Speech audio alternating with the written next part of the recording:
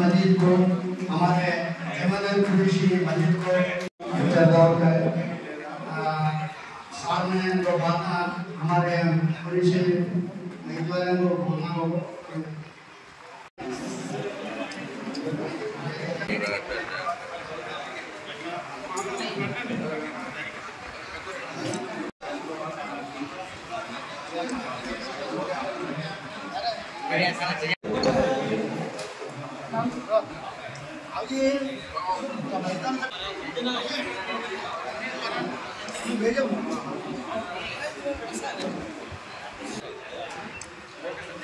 రంజాన్ మాసంలో మీరందరూ కూడా ఎంతో పవిత్ర ఉపవాసాలు దీక్ష చేసి ప్రార్థన చేస్తున్నారు.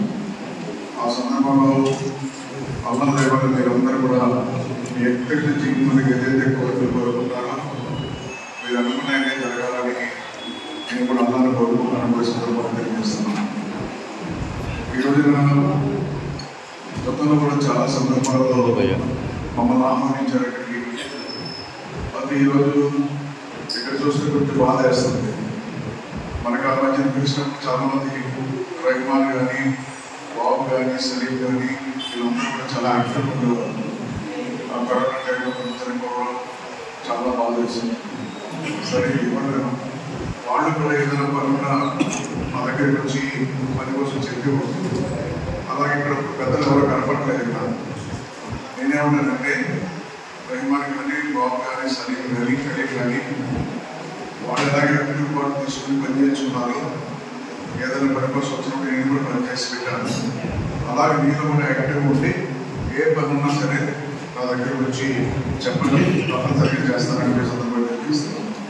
అది ఈరోజు ఈ రంజాన్ సెంటర్ ఎలక్షన్ వచ్చి మనకి ఎటువంటి హామీలు కూడా ఇవ్వకూడదు కాబట్టి నేనేం మాట్లాడలేదు.